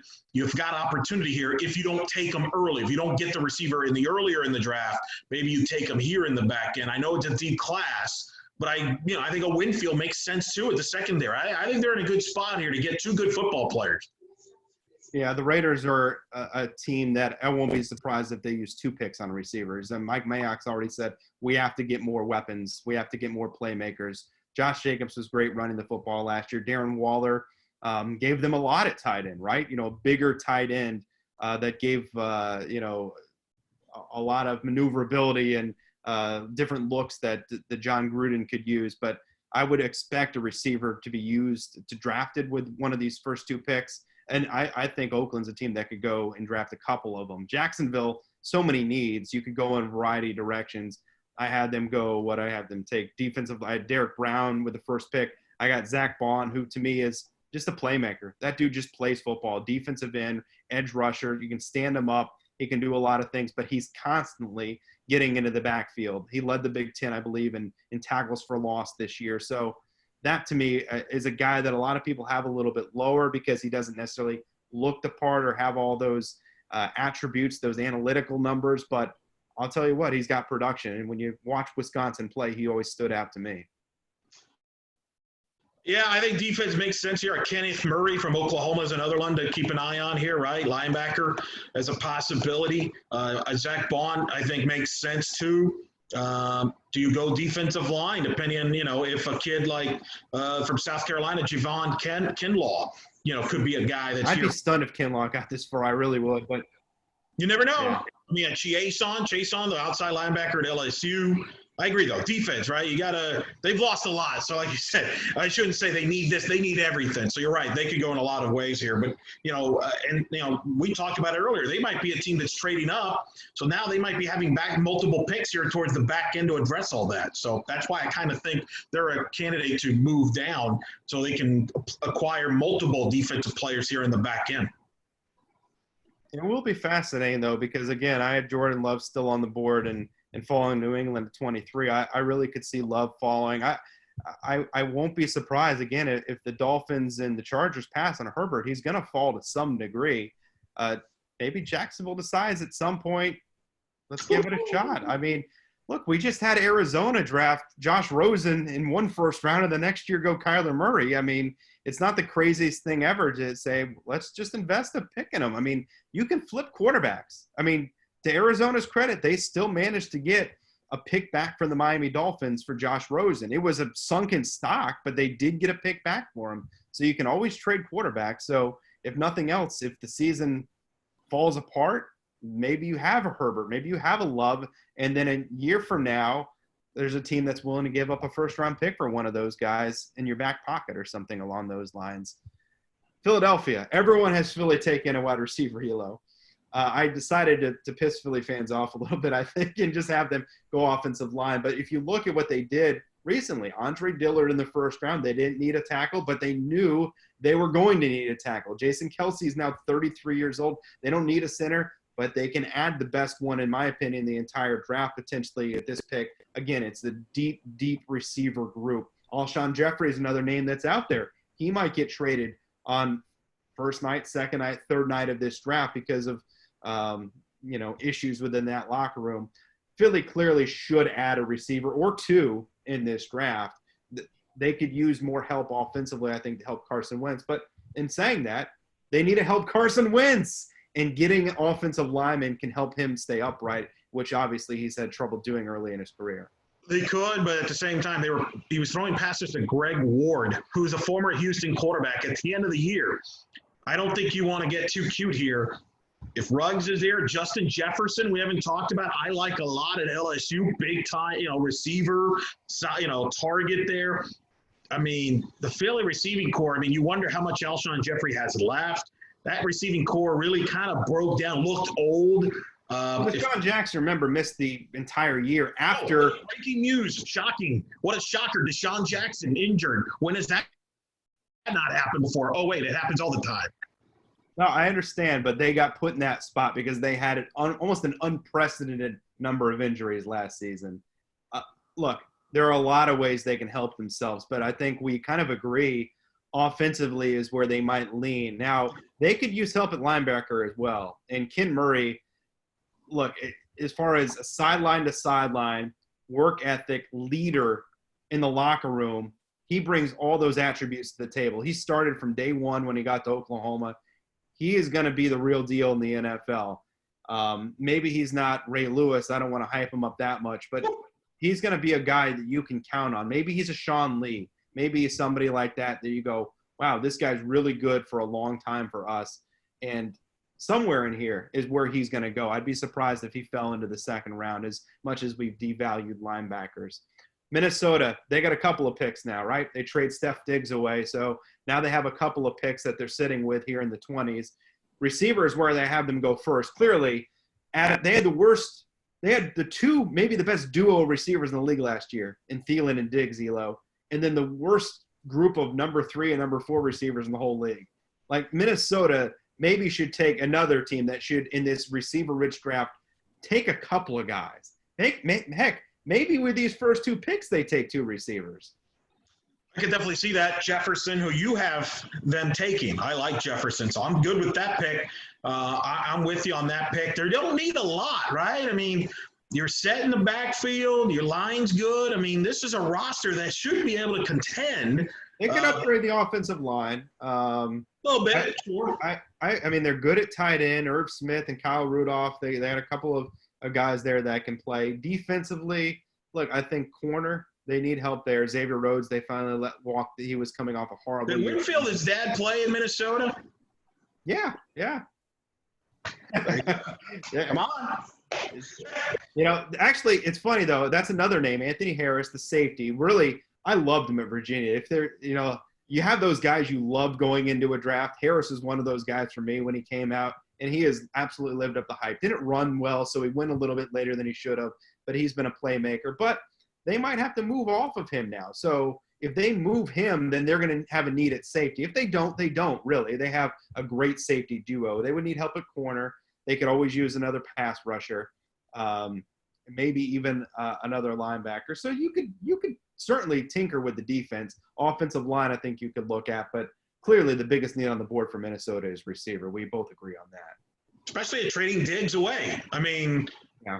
You got Thielen and what? Kyle Rudolph right now is your number 2. Right. Treadwell panned out. So I think receivers urgent. I know it's a deep class, but you want to make sure you hit, right? So why not take 2 receivers and bet that at least one will pan out, right? You increase your odds. Yeah. Again, it's deep. You don't have to take 2 here. I was kind of joking, but look, I think they should take 2. Heck, they might even take 3 in this draft. I think it's that deep of a group. Now maybe the most interesting pick of the night. Like if New England's sitting there at 23 and Love's on the board, that's immediately what the speculation is going to be, right? Is will they take their next quarterback? And if they don't, wow. At that point it becomes Jarrett Stidham or bust, you would think. unless they're just waiting for the Bengals to release Andy Dalton. I don't see them going to Cam Newton. I think the reason why a lot of those guys are still out there is they want to see what – there's a lot of big names out there still, right, in free agency. Like, there's some good players out.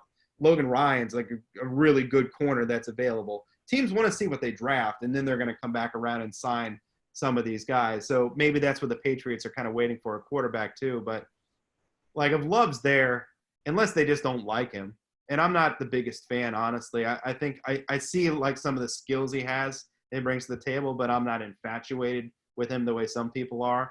I see a little bit lower of a ceiling than a lot of people do. But it would be a landing spot that would make sense. If it's not that, I mean, they lost quite a few players this offseason in addition to Tom Brady. You know, they need help at receiver, right? So you could look at receiver at this draft. They've been missing a tight end since Gronk. I don't think they're going to take one. This isn't a draft that's going to give you a first-round tight end. Kyle Van Noy is a Dolphin now. They need help rushing the passer. Jamie Collins is gone. So, you know, pass rusher, I think they could look at. I think they could look potentially offensive line, receiver, and then quarterback. What do you think? I think there's a lot of ways they can go. And people don't want to admit this, but I feel like Belichick, he's kind of rebuilding here. This is a rebuild.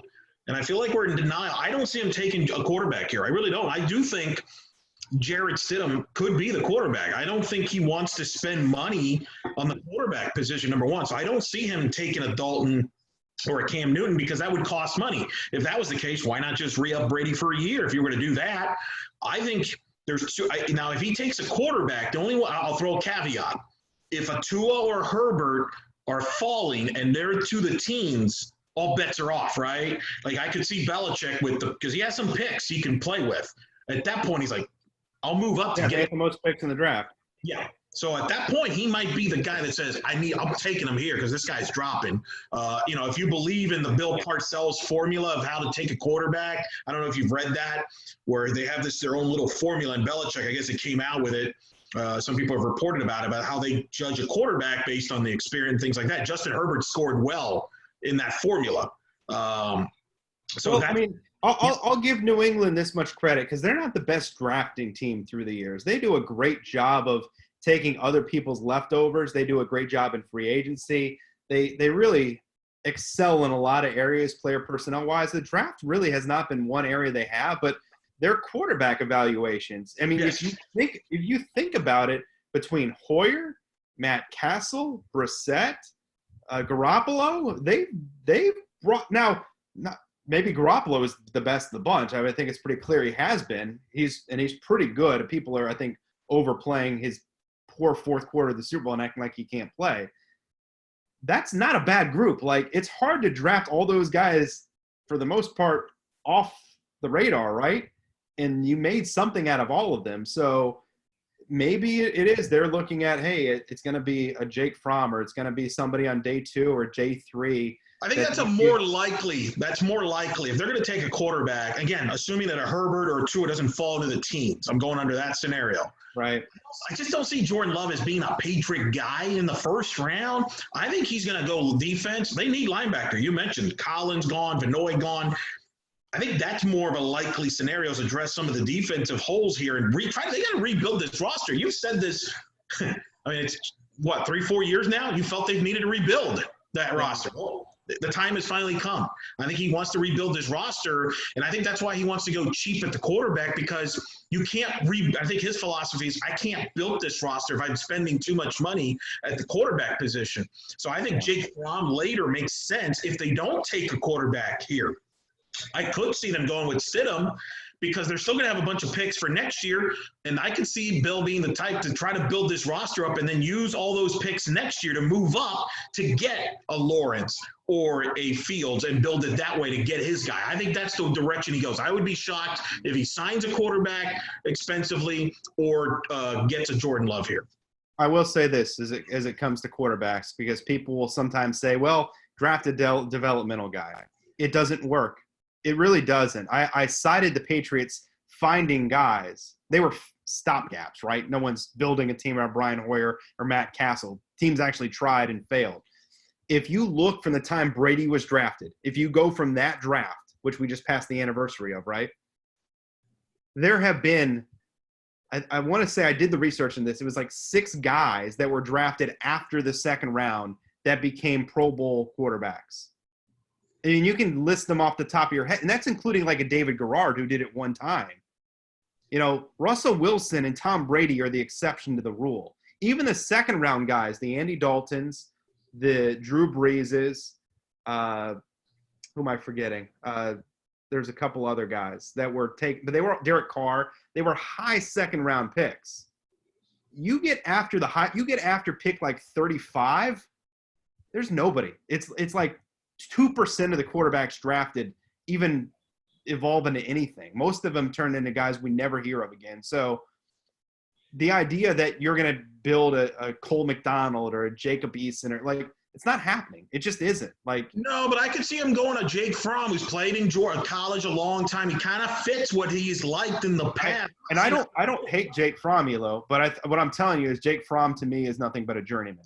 I think once you know who is Jordan Love that much different? Is Jordan Love that much better than a Jake Fromm though?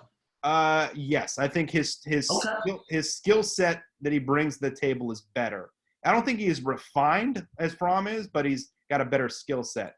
The one wild card that won't be a first round pick, and I don't think he's going to be good, but I think you could win games with. Maybe he falls into the Andy Dalton classification, different kind of quarterback, but like that's kind of the ceiling as a Jalen Hurts. That's the guy I could see that goes in the second or third round that you might be able to win some games with for 3 or 4 years. Could you see a Belichick take a Jalen Hurts with the Nick Saban connection, right? Yeah, absolutely. Absolutely, I could. Absolutely.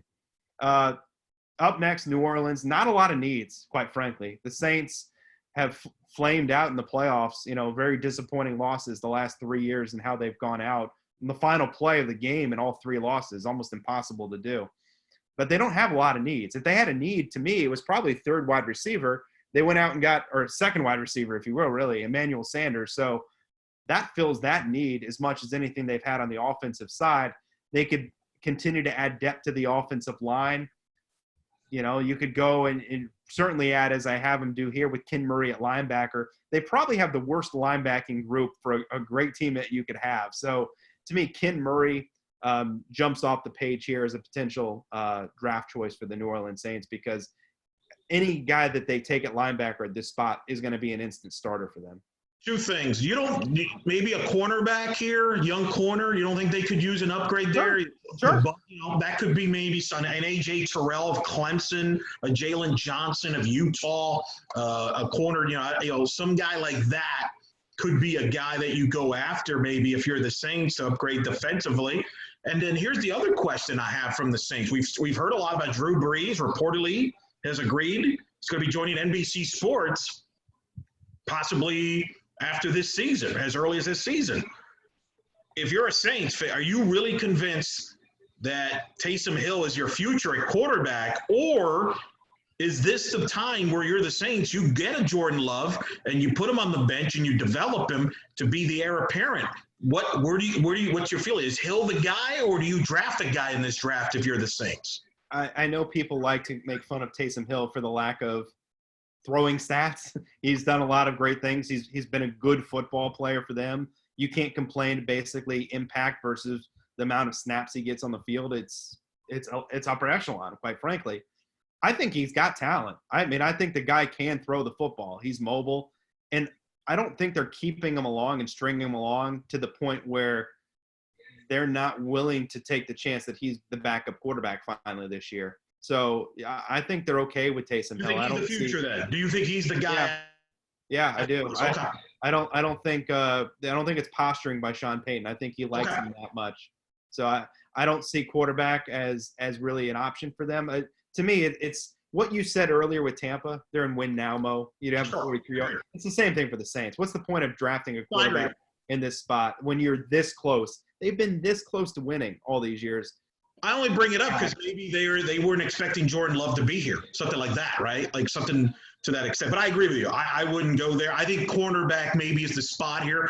Maybe they trade down. Maybe they trade out of the first round too. Maybe somebody else likes Jordan Love, moves up here to get him, or somebody like that. By the way, false, There's no question. Like, this is the territory where if Love is still on the board, we start thinking of teams that are picking in the second round that are willing to move up, and maybe it's a Chargers, maybe it's a Dolphins. Like, let's say something happens and Miami passes and They take an Isaiah Simmons in the fifth pick and pass, which would, then yeah. Right. I mean, that would create quite the firestorm, but it might be something like that. Or you come back around and maybe it is, I'm trying to think of a team. Maybe it's Detroit, and says, hey, let's get the quarterback of the future. Maybe it's the Redskins, and hey, let's bring somebody in here to challenge Haskins. I like your Detroit theory in that regard. Jacksonville. I mean, right. Maybe it's Atlanta. Maybe the Falcons say, let's get our quarterback of the future at this point. You never know. I mean, think about when, obviously, and I'm not comparing him, as a player, but the Packers took Aaron Rodgers when they had an all-pro at Brett Favre at quarterback. It was just an opportunity that they seized at the time. Minnesota, we touched on them a minute ago, so we don't need to go there. Wait, real quick prediction here. Yeah, go ahead. This will come out in May, so it's not with the draft. Bucks Saints, right? Got to be week 1. Sunday Night Football or that 425 kick, right? Breeze Brady, get it out at week 1. I mean, there's nothing wrong with that. Because the Chiefs will be the Thursday night opener because they're the champs, I would assume. Yeah.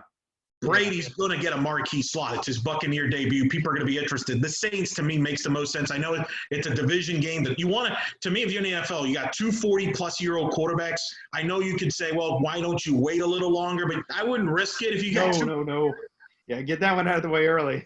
Now, I don't know if they play the Cowboys or not. That could be your backup plan if the Bucs are playing the Cowboys this year. I would have to look at that schedule. But either way, I think that's a potential there. I know. You know how I love trying to project week 1 NFL schedule. Oh, yeah. Well, we'll find out in May. It goes back to the Dolphins at 26. We talked about before, like, they need 2 offensive tackles. It's very obvious. The right tackle and left tackle are each disaster positions right now for Miami. I think you could look at right tackle. They're okay, depending on if they want to give Dieter another shot, the Wisconsin guard, to play again this year at guard, then that's maybe a possibility. But left tackle stands out, quarterback stands out, like we talked about. Running back, I hate when I see mock drafts, Elo, that have them taking a running back here. Quite frankly, I love Jonathan Taylor. I think Jonathan Taylor is by far the best back in this draft, but I would not draft him this high. There's no way I would draft him this high, especially for a team that's not ready to win now. No, I agree. Why waste that? Receiver, maybe another possibility. You already mentioned that you think receiver is a possibility. Maybe Miami gets infatuated. Safety, I think if they don't take safety, and I think I had him I had him trade back in this mock draft, but safety maybe at one of the 2, if it's Delpit, McKinney, or Winfield, potentially as an option. It's what we talked about. Miami's got a lot of holes, but I think they're in a good position to fill a lot of those holes in this draft. That's the goal. That's why I'm not for moving up earlier, because you got holes to fill here, and this is a good draft to do it. I think that's part of their plan. So I agree. You've got options here. Be flexible and address a lot of different needs here. You go to Seattle at 27, and Jadeveon Clowney's still out there, right? How weird is that? Another huge name that has not been signed. I don't think he's going back to Seattle from everything I read. So clearly, Where's he going then?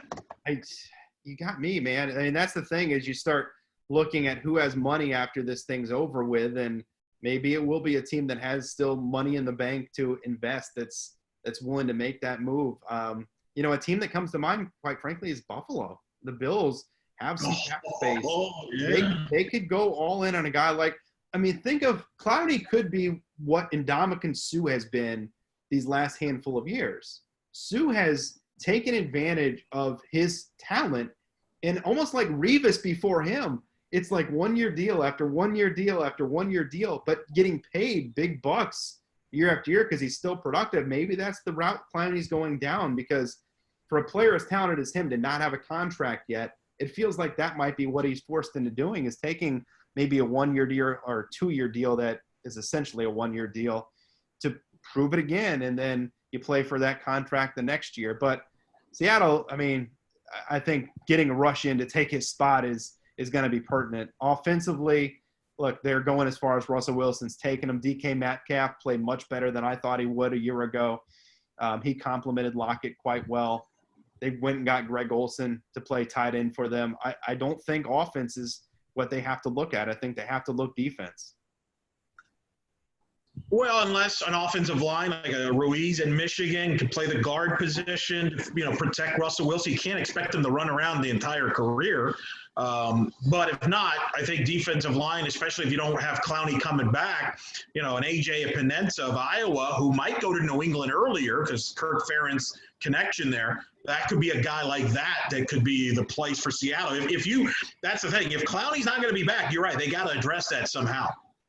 Baltimore at 28. The Ravens, great football team, very well-rounded.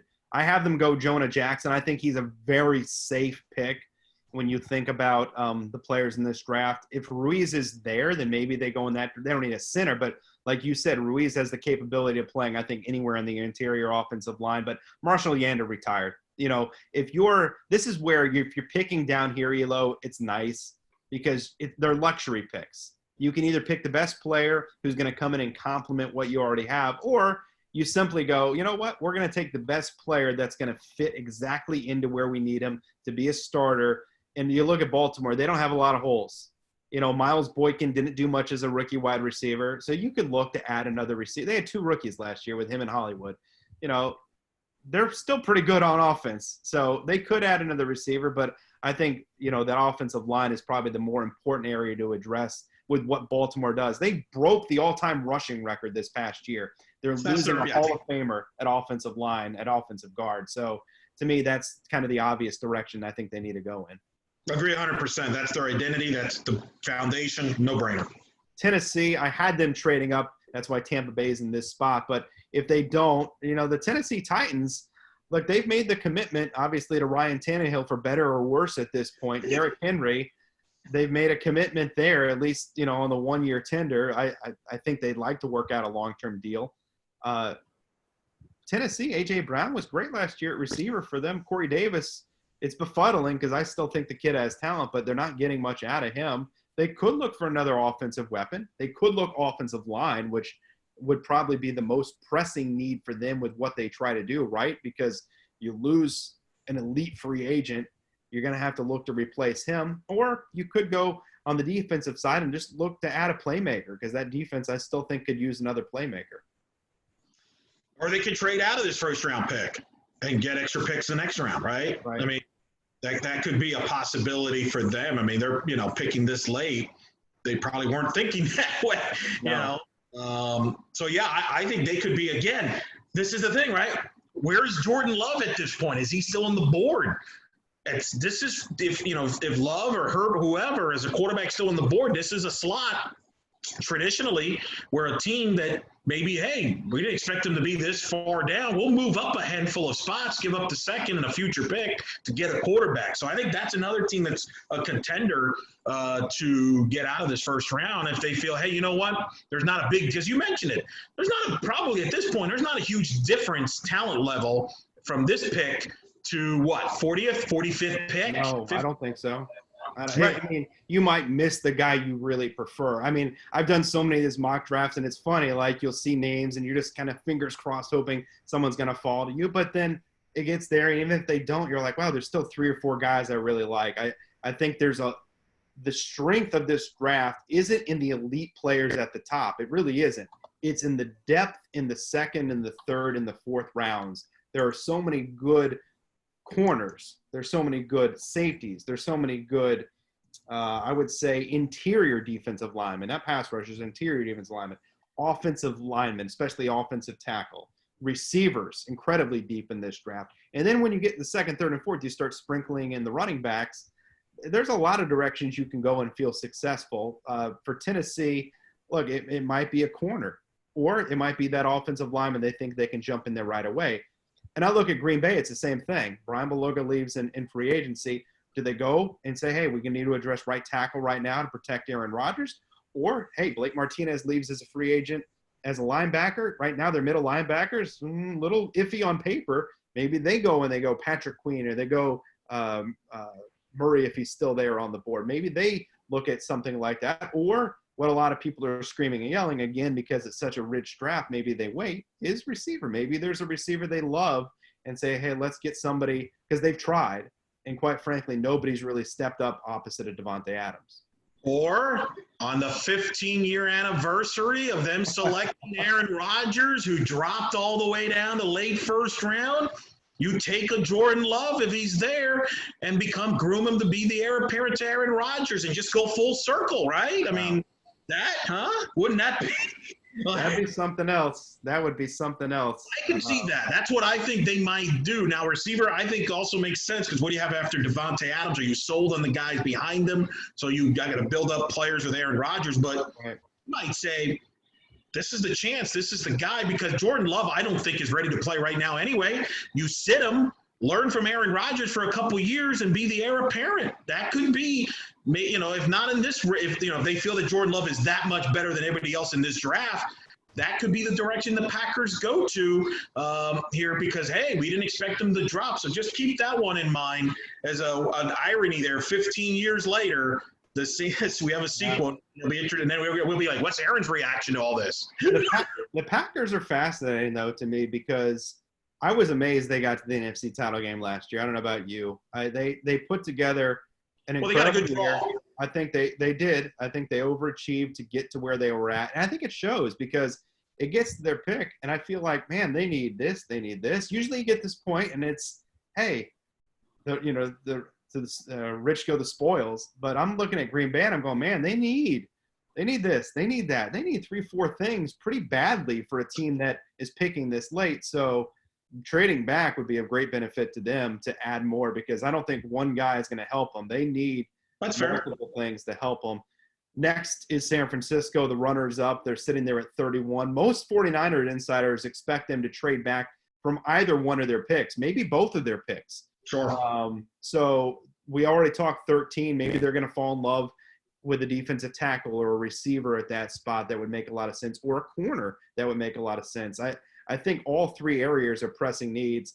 The other is, again, addressing maybe at 31. If maybe that guy is there, maybe they don't trade back, but they could always trade back from this spot as well for a team that's looking to move up for a player that they love to get more. But it's the same thing we talked about. All those needs, I think, still apply here, which brings us to Kansas City. And you talked about them earlier, and I loved it because they would have been third on my list in the Fournette sweepstakes. I mean, Damian Williams, they've made an investment, and he's been fantastic for them. He was always great in Miami for an undrafted guy out of OU. I don't think they should go running back here. It would be certainly a nice compliment to Damian Williams. The receiver spot looks like they're in pretty good shape, right? They decided Sammy Watkins took a pay cut. Nicole Hardman's back. Tyreek Hill's back. Kelsey's back. Offensively, they look really good. They could look to the offensive line, that center spot. They could look at Ruiz. They could look at a couple, maybe Cushenberry, a couple of other options. I don't know that they do that. Or maybe it's just a playmaker on the defensive side that they go after. Just another guy to make plays for them on that back end. Maybe it's a safety. Maybe it's a corner. That's an area I think Kansas City could look at. A guy like Matos, the defensive end at Penn State. I mean, they could go defensive line if they feel they want to stock up there a little bit. Could go secondary with Noah there. I agree with you. I feel like for running back at 32 is a kind of a waste, right? Like for that, you could just trade down and get a running back equal unless they just feel there's a guy that's clearly better. Like, do they believe that Swift or John, Taylor doesn't seem like a fit to me in KC. Swift might be, but that's why I think the Chiefs could be a team that. Yeah, right. Swift's a better pass catcher. It would probably make more sense for them. Swift would make Dobbins is probably the biggest big play threat. Again, it might be depending on who you ask who they would rank as the top back in this draft. But again, they could wait until the second round. They have a couple of young guys behind Damian Williams. Now, they brought in Shady last year. Maybe that's a lack of faith in those guys, but maybe it's a renewed faith this offseason. I don't know. Or they trade for Fournette and you pair him up with Damian Williams. Use Damian more as the receiving back and Fournette more of the between the tackles guy. I mean, Fournette had 76 catches last year. It's not like he's not capable of Right. But I'm just saying, if you have flexibility there, if you add a Fournette. So I think the Chiefs are fascinating in that regard because I could see them moving things around a little bit in that regard. By the way, I just looked this up. Green Bay plays at Tampa Bay. That's another contender for that opening week 1. Brady Rodgers, Brady Breeze. What do you want to do in week 1? Wow. It might depend on who gets the game, right? If Sunday Night Football wants it, or if Fox wants or Sunday Night Football, I guarantee you. And that's going to be fascinating. And then whoever doesn't will probably do Giants Cowboys for the 100th year in a row. Although I don't know if you know this, and this will be the last thing we do before we wrap on this episode, but I know they talked about with the new collective bargaining agreement, the possibility with the television agreements that they may go away from NFC and AFC, and it might be just CBS and Fox kind of deciding each week what games they've already been more liberal with that in recent years. They might just go completely away from what tradition has been, where one conference goes here, one conference goes there, and it might be, all right, we'll just go maybe as a draft, like, all right, Buck and Aikman, you go here, and then next Nance and Romo, you get your choice, and then we'll go to Team 2 on Fox, and then we'll go to, and almost like a draft, like dividing the games up each week. I mean, that would be for the next TV deal, which is still, I think, a couple years away. I mean, they're negotiating that now, but it would be a couple years away. I don't know. I feel like the NFL likes what they do. They have a certain package. And I don't know if they'd be that wild to just kind of go random, because I think one of the things that works for the NFL is people know where to find the games, right? Like games are on Fox or, Elo, people are just going to find the games in the red zone. It's not me, but that's what everyone does now. That's true. Well, that is me. I'm guilty, but in my defense, I'm a Dolphin fan. What else you want me to do, right? So maybe.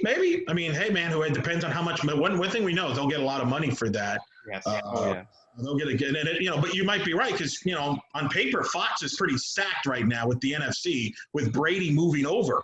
I think it's going to be interesting what CBS. How do they? You might see a lot of Patrick Mahomes, that's for sure, and probably Lamar Jackson.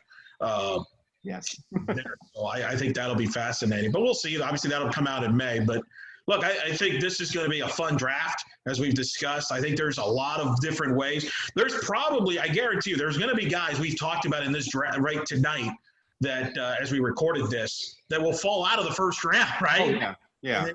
And that's what's so wild about this, where there are going to be guys that Jordan Love, maybe for all we know, doesn't get into the first round. Maybe he falls off. I promise you this, as we sit here today, and Ian Rappaport from NFL Network said as much a couple of days ago, and I think it's kind of true every year, the mock drafts tend to be off, but it was suggested to him that they're way off. So, that's why I referenced a couple of times where Okudah. I mean, maybe Okudah isn't a top 5 lock. Maybe he's not even a top 10 lock. Maybe Derek Brown isn't a top 10. Maybe it's, other guys that are being valued even higher that go high.